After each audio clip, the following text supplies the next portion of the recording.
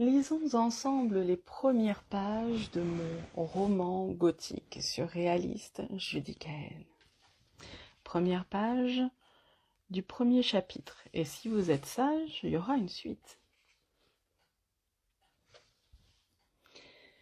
Il était plusieurs fois, en des royaumes merveilleux, de belles histoires d'amour protégées par le rêve des enfants, où vivaient princesses et chevaliers à la glorieuse vie.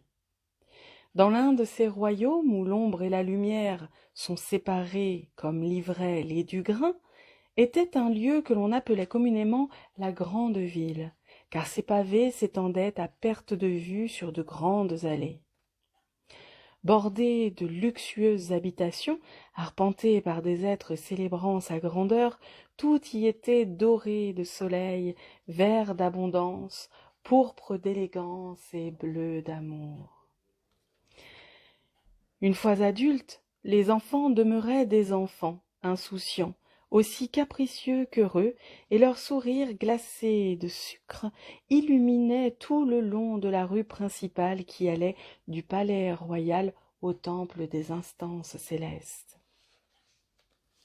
Chaque jour,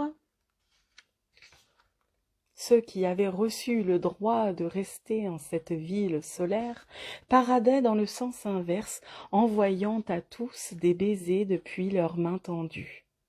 En revanche, les âmes qui n'avaient pas su plaire aux fées ou se soumettre à leurs exigences étaient vouées à la périphérie jusqu'à l'exil le plus total.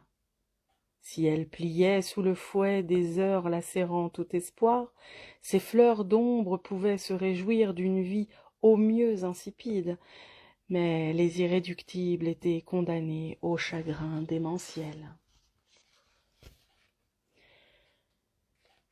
Judicaël était l'une d'entre elles. C'est pour cela qu'elle céda un jour son cœur à la nuit et ses jours à l'ennui.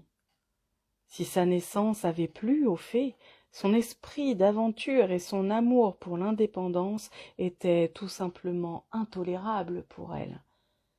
Alors, lorsque vint son tour de participer à la quotidienne cérémonie des mises à mort de l'enfance, son nom fut inscrit sur le parchemin des exilés. Ces derniers faisaient un pas en avant tandis que les héros repartaient sous les bravos vers l'abondance d'une éternelle enfance.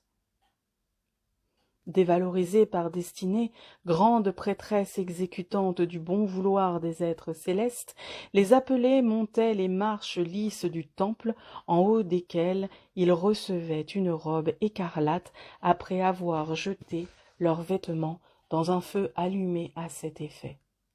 Puis, filles et garçons s'agenouillaient pour recevoir, tour à tour, la gifle de la pythonisse qui annonçait la fin avant même le début.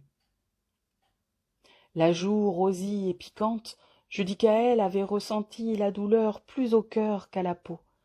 Enfin, sentant soudainement le long de sa cuisse l'humidité chaude d'un sang de jeunesse, un vacillement annonça son effondrement. Destinée ferma les yeux. « Adieu, mon enfant. »